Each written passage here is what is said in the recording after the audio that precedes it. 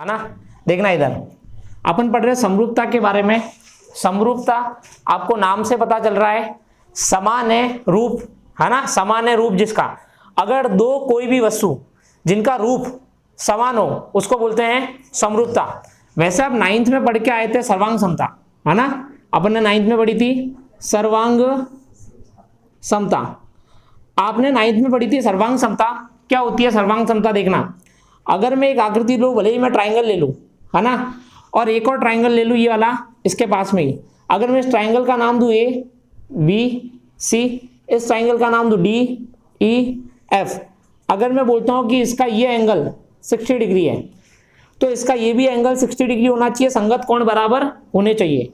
अगर मैं बोलता हूं इसका ये एंगल 60 डिग्री है और ये एंगल भी क्या है 60 डिग्री है, अगर मैं बोलता हूं कि ये एंगल भी आप 60 डिग्री कर लो क्योंकि त्रिभुज के तीनों कोणों का योग कितना होता है 180। आप देखोगे कि ये दोनों भुजाएं बिल्कुल बराबर है। मैं बोल रहा हूं बराबर है। बराबर का मतलब अगर मैं इसके ऊपर इसको रख दूं तो ये इसको पूरा पूरा क्या कर दे, ढक दे। अगर ये इसको पूरा पूरा ढक दे तो ये तो कहलाती है सर्वांग समता, है ना। सर्वांग समता के अंदर एंगल भी बराबर होने चाहिए, भुजाएं भी बराबर होनी चाहिए, ना। जितना इसका एंगल है उसका संगत कोण भी इतना होना चाहिए, जिसका इतना एंगल है उसका संगत कोण भी इतना ही होना चाहिए। जैसे अगर मैं बोलूं तो आपको सीधा सीधा दिख रहा है कि कोण ए बराबर है कोण डी, मतलब संगत कोण दोनों क्या आपस में बराबर है ना। तो कोण हमेशा आपस में बराबर होने चाहिए और जो भुजाएं हैं संगत भुजा वो भी बिल्कुल क्या होनी चाहिए, बराबर होनी चाहिए। तो उसको बोलते हैं सर्वांग समता। आप ये 9th में पढ़ के आ चुके। अपन बात करते हैं समरूपता के बारे में। तो देखना समरूपता क्या होती है। समरूपता के अंदर आप देखोगे कि रूप समान होना चाहिए। समान क्या होना चाहिए? रूप, है ना। अगर रूप समान होना चाहिए, अगर मैं ये एक ट्राइंगल बनाऊं और एक ये ट्राइंगल बनाऊं, अब देखो क्या ये ट्राइंगल आपको सर्वांग सम दिख रहे हैं? दिख रहे या नहीं दिख रहे? बोलो, सर्वांग सम दिख रहे? नहीं दिख रहे सर्वांग सम। क्यों? क्योंकि सर्वांग सम का मतलब ही ये सभी अंग समान होने चाहिए। सभी अंग क्या होने चाहिए? समान होने चाहिए। यहां पर क्या सभी अंग समान है?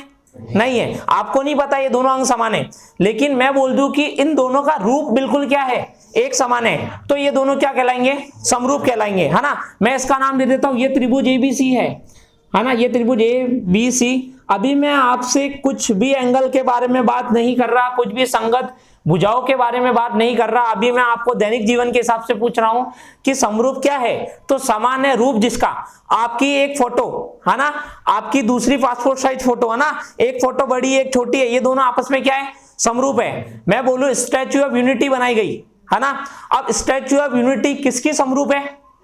सरदार वल्लभ भाई पटेल के समरूप है। अगर सरदार वल्लभ भाई पटेल के हाथ हैं, वो आज जिस अनुपात में बनाए गए, पहले उनकी रियल फोटो के हाथों को अनुपात को देखे क्या होगा, है ना, कि उनके हाथ का अनुपात उनके सर के अनुपात का कितना है। अगर मैं हाथ तो बना देता बहुत बड़ा और उनका मुंह बना देता छोटा, तो वो क्या आपको बिल्कुल सरदार वल्लभ भाई पटेल जैसी दिखाई देती? नहीं दिखाई देती। अगर मुझे मेरी समरूप आकृति को बनाना है तो पहले मुझे मेरे अनुपातों को नापना पड़ेगा। मैंने बोला ये 3 सेंटीमीटर है।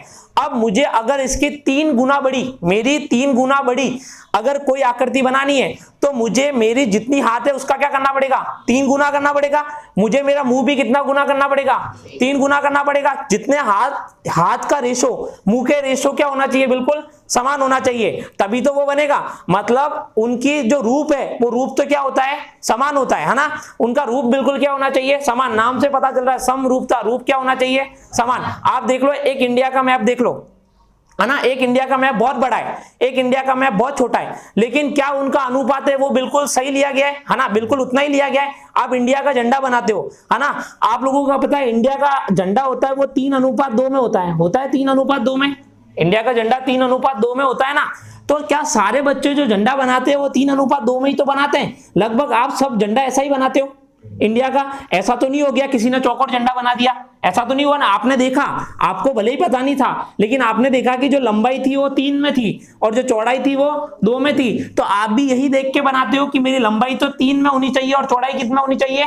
2 में होना चाहिए, है ना। भले एक बड़ा है और एक छोटा है, वो दोनों आकृतियां क्या है? समरूप है। आप देखो जितना भी फोटोग्राफी करते हो आप, मेरी किसी ने फोटो खींची, कैमरे के अंदर फोटो आई, अब मैं उसको जूम करके बड़ा करूं या छोटा करूं, वो मेरे एक अनुपात के अंदर है ना। तो वो क्या है? मेरी समरूप है।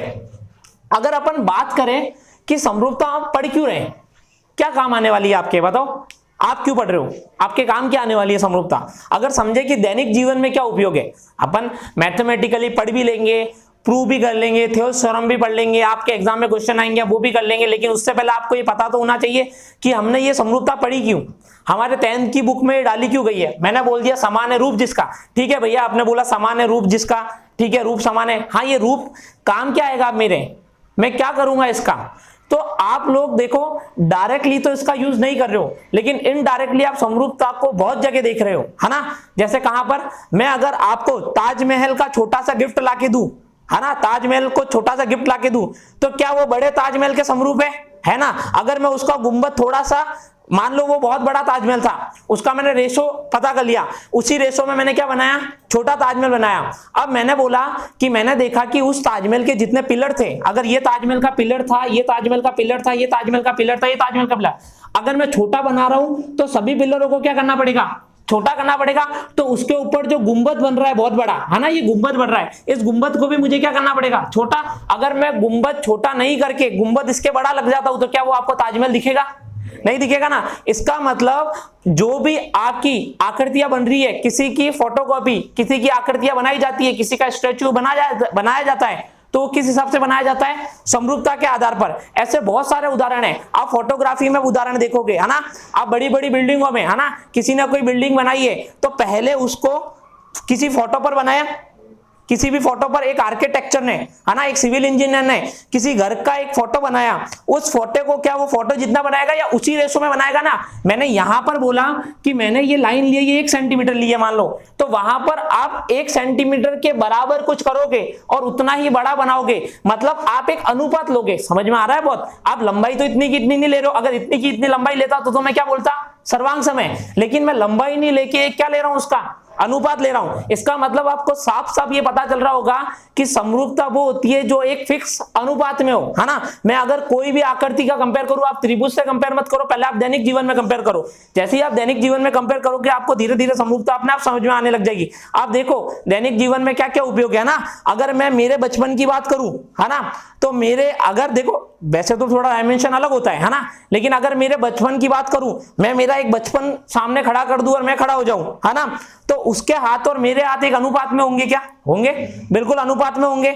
मेरा सर और देखो मेरे किसी बच्चे के बचपन की फोटो लो, है ना, उसके वो हाथ लो और वो सर लो, और उसी अनुपात में मुझे स्टैच्यू ऑफ यूनिटी, मान लो सरदार वल्लभ भाई पटेल की स्टैच्यू ऑफ यूनिटी बनाई, है ना, तो पहले उनका एक रेशो लिया गया होगा, उनके हाथ का रेशो लिया गया होगा कि उनका हाथ इतना है, फिर उसी रेशो के आधार पर बहुत बड़ा बनाया होगा। भले ही वो अनुपात उससे बड़ा है, लेकिन है तो अनुपात में ही। ऐसा तो नहीं कि ताजमहल जो था आप भले ही कुतुब मीनार बना रहे हो, है ना, अब कुतुब मीनार आपने बनाया, अब मैं उस कुतुब मीनार को फोटो में देखूंगा तो उसका क्या है, समरूप है। अब समरूप है तो फोटोग्राफी में खींचा, वो उसके क्या है, अनुपात में। कहने का मतलब ये समरूपता क्या है आपको समझ में आया होगा कि किसी भी चीज का एक अनुपात के अंदर, है ना, उसकी फोटोकॉपी तैयार करना, ये समझ लो, उसकी फोटोकॉपी जो क्या हो एक अनुपात में हो, वो क्या कहलाता है, समरूप कहलाता है। अगर आपको ये पता चल गया होगा दैनिक जीवन में आप सब जगह समरूपता का उपयोग कर रहे हो, भले ही आप उनका डायरेक्टली उपयोग नहीं कर रहे हो, किसी घर का नक्शा बनाने में समरूपता का उपयोग हो रहा है, फोटोग्राफी के अंदर समरूपता का हो रहा है ना, आप किसी की स्टैचू बना रहे हो, वहां पर आप किसका उपयोग कर रहे हो, समरूपता का उपयोग कर रहे हो। आप इंडिया का फ्लैग बना रहे हो, किसका उपयोग कर रहे हो, समरूपता का उपयोग कर रहे हो। आप इंडिया का जो मैप है ना, इंडिया का मैप, आप एक बड़ा मैप देखो या छोटा मैप देखो, उसका अनुपात फिक्स है ना, कि वो एक फिक्स अनुपात में, छोटा लेंगे तो डायमेंशन छोटी करेंगे अनुपात में, बड़ा बनाएंगे तो डायमेंशन बड़ी करेंगे, लेकिन वो भारत के मैप के हिसाब से उस अनुपात में बनाया गया है। आप ऐसा तो नहीं देखा होगा कि राजस्थान को बड़ा कर दिया किसी मैप पे, किसी मैप को राजस्थान का, अगर मैप छोटा है तो राजस्थान भी क्या होगा, छोटा, अगर मैप बड़ा है तो राजस्थान भी क्या होगा, बड़ा। मतलब अगर उस अनुपात में बना रहे ना, अब इतना बड़ा भारत है, अब आप सर्वांग सब बनाने जाते तो क्या मैप बनता, कभी भी नहीं बन सकता था। उसका समरूपता मतलब समान है जिसकी आकृति, मतलब भारत को देखा गया उसकी आकृति के हिसाब से एक कम अनुपात लेकर क्या बना दी गई, उसकी समरूप आकृति बना दी गई। तो आपको समरूपता के बारे में थोड़ा बहुत पता चल गया होगा। अगर मैं ट्राइंगल के अंदर बात करूं, है ना, एक मैंने बनाया ये ट्राइंगल, ठीक है, एक मैंने बनाया ये ट्राइंगल, आप क्या एस गुणधर्म पढ़ के आए हो, है ना, पढ़ के आए हो। मैंने बोला ये भुजा और ये भुजा आपस में बराबर है, और मैंने बोल दिया कि ये एंगल कितना है 70 डिग्री, कितना है 70 डिग्री। अब मैंने बोल दिया ये एंगल 70 डिग्री है, तो मैंने बोला ये और ये भुजा आपस में बराबर है, इनके आमने सामने वाले कोण भी क्या होंगे, बराबर होंगे। तो मान लेते हैं कि 70 टोटल कितना होता है 180, एक कोण हो गया 70 डिग्री का, है ना। पीछे कितना बचा 110 डिग्री। क्या ये दोनों कोण आपस में बराबर होंगे? हाँ होंगे। क्यों? क्योंकि मैंने पहले ही बोल दिया कि दोनों भुजाएं क्या है, बराबर है। तो इसके सम्मुख कोण ये वाला और इसके सम्मुख कोण ये वाला दोनों क्या होंगे, बराबर होंगे। कितने कितने होंगे 55 55। तो मैं बोलता हूं ये 55 डिग्री है ना। अब मैं बोलता हूं ये 55 डिग्री है। अब मैंने आपको बोला कि ये भी एक ट्राइंगल था, ये भी एक ट्राइंगल था। अब समरूप कब होगा? भुजाओं का अनुपात मुझे नहीं पता कि लंबाई कितनी हो सकती है, इसकी लंबाई कितनी है, इसकी भुजाओं की लंबाई का अनुपात कितना है मुझे नहीं पता, लेकिन एंगल तो समान होंगे, है ना। जो उसके संगत कोण है वो तो क्या होने चाहिए, बराबर ही होने चाहिए। क्यों? क्योंकि अगर किसी इस आकृति को मुझे इसके समरूप करना है तो इसकी जो एंगल होंगे, जो इसके कोण होंगे वो क्या होंगे, बराबर होंगे। ऐसा तो नहीं अगर कोण बराबर नहीं करूंगा तो इसकी जगह तो मैं वृत्त भी बना सकता हूं, आयत भी बना सकता हूं, तो क्या समरूप होगा? समरूप नहीं होगा। हाँ एंगल बराबर होंगे लेकिन भुजाओं की लंबाई, भुजाओं का जो अनुपात है वो कुछ भी हो सकता है। तो मैं बोलता हूं ये 70 है तो ये भी कितना मैं मान लेता हूं 70 है, ये भी मैं मान लेता हूं 55 डिग्री है, और ये भी मैं मान लेता हूं 55 डिग्री है। अब मैंने बोला, आपको बोला कि समरूप आकृति क्या होती है, कि आप बोलोगे कि उनकी जो डायमेंशन होती है ना, वो डायमेंशन एक रेशो में होती है ना। आप बोलोगे उनकी जो भुजाओं की डायमेंशन होती है, वो जो डायमेंशन होती है वो क्या होती है, एक अनुपात में होती है। तो मैं बोलता हूं कि ये दोनों एक अनुपात में, तो मुझे कैसे पता कि कौन सी भुजा कौन से अनुपात में, कौन सी किसके बराबर होगी, है ना, कौन सी भुजा किसके अनुपात में होगी, मैं कैसे निकालूंगा? तो देखो अब मैं ये भी तो बोल सकता ये वाली भुजा इसके अनुपात में हो सकती है, बोल सकता हूं, लेकिन ऐसा थोड़ी चलेगा। आपको तो उससे एक फिक्स भुजा उसके अनुपात में होगी। मैंने बोला मेरा हाथ, है ना, या फिर सरदार वल्लभ भाई पटेल का जो हाथ है, सरदार वल्लभ भाई जो पटेल है ना, उनका जो हाथ है, उनका लेफ्ट हाथ के बराबर ही होगा, राइट हैंड के बराबर ही होगा। आप ताजमहल की प्रतिकृति बनाओगे तो गुंबद के अनुपात में ही होगा। आप क्या गुंबद को पिल्लर के अनुपात में कर लोगे? नहीं कर पाओगे। तो इसका मतलब अगर मैंने दो डायग्राम बनाए, ये तो मैंने सिंपल डायग्राम बनाए, अगर मैंने दो डायग्राम बनाए तो आपको ये पता होना चाहिए कि कौन सी भुजा किस भुजा के अनुपात में। तो हम कैसे पहचानेंगे? देखो ये 70 डिग्री है, 70 डिग्री के सामने वाली भुजा कौन सी है? पहले मैं नाम दे देता हूं, इसका नाम है ए, इसका नाम है बी, इसका नाम है सी, इसका नाम है पी, इसका नाम है क्यू, और इसका नाम दे दिया मैंने आर। अब देखो मैंने बोला 70 के सामने वाली भुजा कौन सी? बीसी। तो देखो अनुपात बराबर होता है तो मैंने लिखा बीसी। अब देखो इधर 70 के सामने वाला कौन सा? Q R. तो इसके नीचे क्या आ जाएगा? Q R. समझ में आ गया? मतलब इन दोनों भुजाओं का अनुपात बराबर है किसके? तो इन दोनों भुजाओं के। अब मुझे नहीं पता इस वाली भुजा का अनुपात इसके बराबर होगा या इसके बराबर होगा, तो मैं कैसे देखूंगा? देखो ये 55 डिग्री के सामने वाली कौन सी? A B. तो इधर रखो ए बी। इधर भी देखो 55 डिग्री, तो 55 डिग्री के सामने वाली कौन सी? P Q. तो इधर भी रखो पी क्यू। बराबर होगा किसके? तीसरी भुजा के अनुपात के। ये सब अनुपात बराबर है, तीसरी भुजा का अनुपात बच गई 55 के सामने वाली AC। तो इधर भी 55 के सामने वाली PR, है ना। तो ये क्या होता है, ये देख लो सभी भुजाओं का अनुपात आपस में क्या है? बराबर है ना। इसको बोलते हैं समरूपता। समरूपता के अंदर भुजाएं बराबर नहीं होती है, भुजाओं का क्या बराबर होता है? अनुपात बराबर होता है। सर्वांग समता में आप पढ़ते थे कि जितनी भुजा उसकी अगर वो 5 सेंटीमीटर है तो उस दूसरे त्रिभुज की भी 5 सेंटीमीटर होनी चाहिए। इधर एंगल तो बराबर है लेकिन भुजा बराबर नहीं होती, भुजाओं का अनुपात बराबर होता है। अगर मैं यहां से एक लंब खींच लूं, मान लो मैंने एक यहां से लंब खींच लिया और यहां से एक लंब खींच लिया और इसको मैंने नाम दे दिया AD और इसको मैंने नाम दे दिया AE, तो याद रखना इन दोनों का जो मैंने लंब डाले इनका अनुपात भी आपस में क्या होगा? बराबर होगा तीनों भुजाओं के। तो मैं ऐसा लिखूंगा कि AD बराबर है P, है ना। समझ में आ गया? आप देखना मैंने इस वाले ट्राइंगल की जितनी भी भुजाएं ऊपर रखी है और इस वाले ट्राइंगल की जितनी भुजाएं नीचे रखी है, तो आप एक पैटर्न को ही फॉलो करना कि आपने अगर इस वाले त्रिभुज की सारी भुजाएं ऊपर रखी है तो सब क्या आएगी? ऊपर ही आएगी। अब देखो एक और मैं आपको क्वेश्चन देता हूं, उसमें आप पहचानो कि कौन सी भुजा किसके संगत है। जैसे मैं एक डायग्राम बना लेता हूं, देखना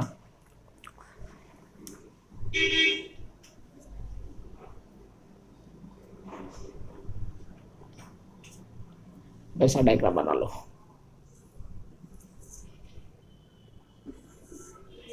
ये मैंने एक डायग्राम बनाया, ठीक है।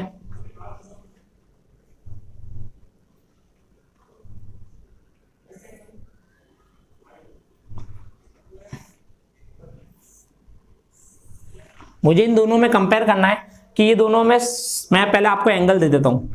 ये एंगल मैंने आपको दिया मान लो 30 डिग्री, ठीक है। ये एंगल मैं आपको देता हूँ मान लो 20 डिग्री, तो ये एंगल कितना हो जाएगा, कितना हो जाएगा 130। तो मैंने आपको बोला ये वाला जो एंगल है ना, ये 130 डिग्री है इसका, ठीक है। चलो इसका नहीं मानता मैं एक और डायग्राम बनाता हूँ, है ना। अभी आप इस पर ध्यान नहीं दे, आपसे भुजा निकालना सीखे, ठीक है। मैंने आपको ये लाइन खींच ली, ये खींच ली और ये खींच ली, ठीक है। अब मैंने बोल दिया इसका ये एंगल 130 डिग्री है, फिर मैं बोल देता हूँ इसका ये एंगल जो है वो 30 डिग्री है, और फिर मैं बोल देता हूँ इसका ये एंगल 20 डिग्री है। अब आपको दोनों में एंगल बराबर लग रहे हैं, है ना। दोनों त्रिभुजों में एंगल क्या है, बराबर है। मैं नाम दे देता हूँ, इसका नाम है ABC, इस वाले ट्राइंगल का नाम है PQ और R। अब देखो मैं बोल रहा हूँ इन दोनों ट्राइंगल में आपके जो एंगल है वो दोनों क्या है, बराबर है। तो इसका मतलब ये दोनों त्रिभुज क्या है, समरूप है। तो मुझे इसके अंदर आपको बताना है कि इनकी जो संगत भुजा है वो संगत भुजा कौन कौन सी संगत भुजाओं का अनुपात आपस में बराबर होगा, है ना। तो कैसे बताओगे, तो देखो मैंने आपको बोला, अब आपको नहीं पता, आप डायरेक्टली नहीं बोल सकते कि इस भुजा का अनुपात इसके बराबर होगा, कैसे बताओगे। इस भुजा का अनुपात इसके बराबर है, कैसे बताओगे। तो कैसे बताएंगे, तो वही पकड़ो, इधर क्या है 30 डिग्री, 30 डिग्री के सामने वाली पकड़ो BC, तो मैंने लिखा BC बराबर होगी किसके, इधर 30 डिग्री कहां पर है, यहां पर, इसके सामने वाली भुजा PR। इन दोनों का अनुपात आपस में बराबर होगा दूसरी भुजाओं के। तो पकड़ो कोई भी, ये मान लो पकड़ी 130 डिग्री, इसके सामने वाली AB, तो मैंने लिखा AB। उसके बाद देखो मैंने बोला इस वाले के अंदर पकड़ो 130 डिग्री, ये कितना QR। फिर तीसरी भुजा के बराबर होगा, तीसरी भुजा कौन सी रह गई 20 डिग्री, 20 डिग्री के सामने वाली AC, ठीक है। फिर देखो 20 डिग्री इधर कौन सी PQ।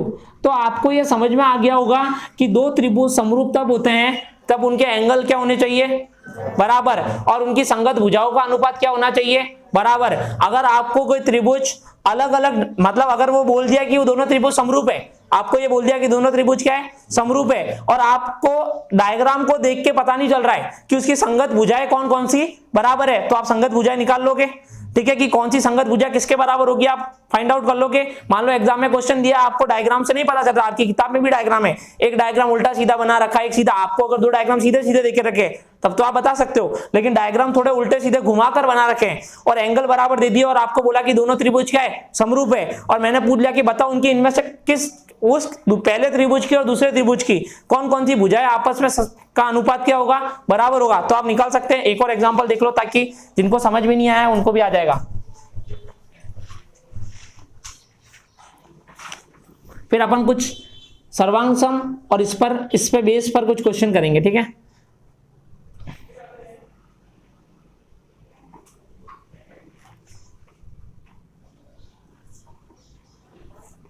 ये मैंने बना लिया डायग्राम, ठीक है, ये मैंने डायग्राम बना लिया, ठीक है। इसको मैं नाम, ये मैं एंगल दे देता हूं, मान लो,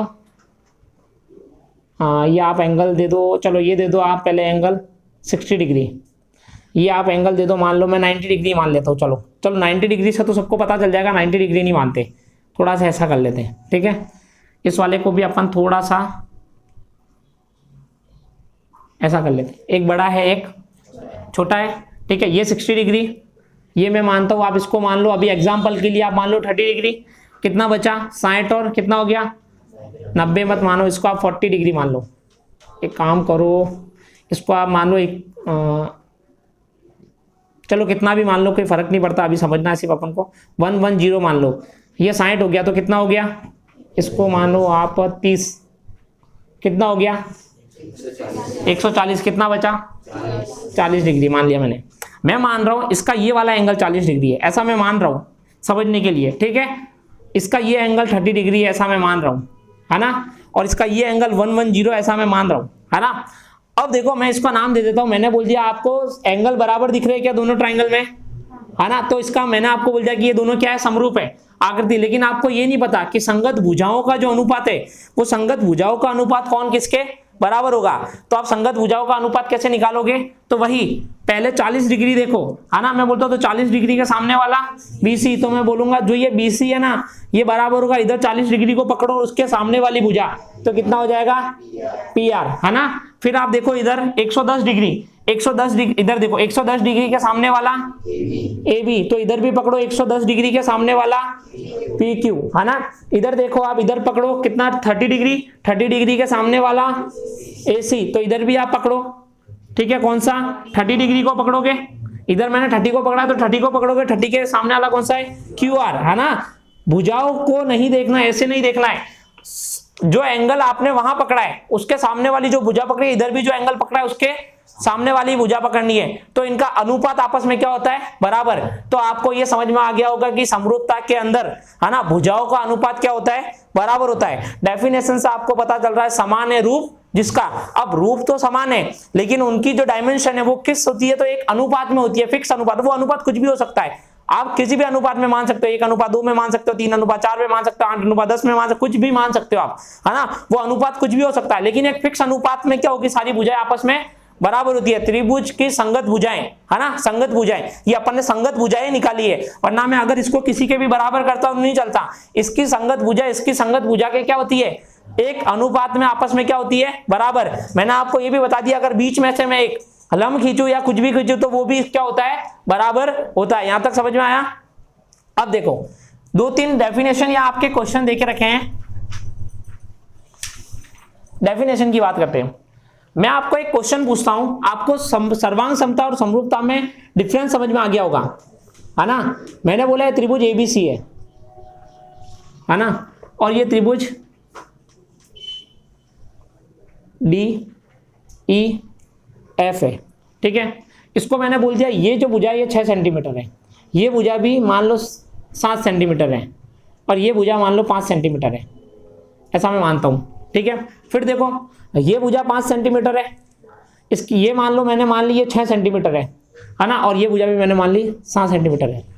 एंगल मैं मान लेता हूं ये एंगल आपका 60 डिग्री, है ना। ये सब अनुमान लगा रहे, कोई परफेक्ट नापे हुए नहीं है।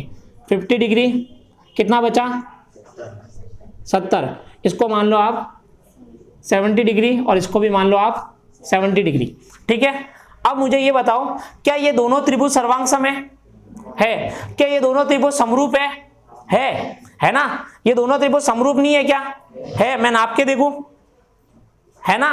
तो इसका मतलब आप ऐसा बोल सकते हो कि जितने भी सर्वांग सम त्रिभुज है वो सभी क्या होते हैं, समरूप होते हैं ना। ये देखो ये सर्वांग सम है, समरूप भी है, इसका मतलब जितने भी सर्वांगसम त्रिभुज है सबके सब क्या होते हैं, समरूप होते हैं, है ना। जितने भी सर्वांगसम त्रिभुज है सबके सब क्या होते हैं, समरूप होते हैं। लेकिन मैं आपको बोल दूं, एक बड़ा त्रिभुज दिया, एक छोटा त्रिभुज दिया, क्या ये दोनों त्रिभुज आपस में सर्वांगसम है? नहीं है। इसका मतलब प्रत्येक समरूप त्रिभुज सर्वांगसम नहीं हो सकता, लेकिन प्रत्येक सर्वांगसम त्रिभुज क्या हो सकता है, समरूप हो सकता है। ये आपको समझ में आया? आपको कोई डाउट है तो आप पूछ सकते हो इसके बारे में, कुछ भी बात आपको समझ में नहीं आई तो पूछो, फिर अपन आगे जो आपकी किताबों में 2-3 क्वेश्चन दिए हैं उन क्वेश्चन के बारे में बात करते हैं। आपका जो बेसिक था ना कि अपन समरूपता क्यों पढ़ते हैं, समरूपता कहां पर काम आती है, कौन सी भुजा का अनुपात बराबर होगा, कंडीशन बता दी, एंगल बराबर होना चाहिए, फिर कौन सी भुजा का अनुपात किसके बराबर होगा, इस बारे में अपन सारी बात कर चुके हैं। आप 11.1 आराम से कर सकते हो अब, ठीक है। 11.2 में आपके थेल्स थ्योरम है, शायद कोर्स में से कुछ हट गया है, जो मेन से आपके थेल्स थ्योरम, वो थेल्स थ्योरम अपन पढ़ेंगे।